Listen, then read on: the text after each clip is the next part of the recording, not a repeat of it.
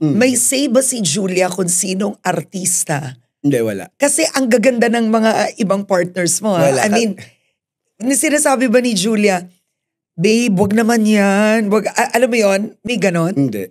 Kasi nirerespeto niya yung creative ko. Sa pagka-casting, right combination niya parang yung boxing.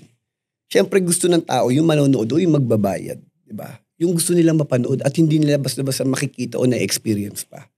Siyempre hindi naman lahat may mata. Hindi naman lahat alam yung mga ganong na parang ito magandang kombinasyon. Kasi minsan ang alam lang, ito sikat, ito sa ganyan. Hindi. Gusto ko makita mag-eksena si Christopher De Leon saka si Albert Martinez. Yung pag nag-eksena, nag-away, oh no. Yung mga ganon yung mga, alam mo na, bibihira mo lang o hindi mo basta-basta makikita. Yung mga babae nga ang tanong ko. Ivana Alawi, Yasi Pressman, ang dami pang iba. Hindi niya. Talaga? Hindi niya pinakikialam. At ikaw, hindi mo iniisip yon? Ayokong, yan, kasi pag kinonsult ko sa kanya, definitely, magkaka-opinion siya. Ayokong dumating yung point na parang nakukontrol ako sa business side because kinukonsider ko yung partner ko.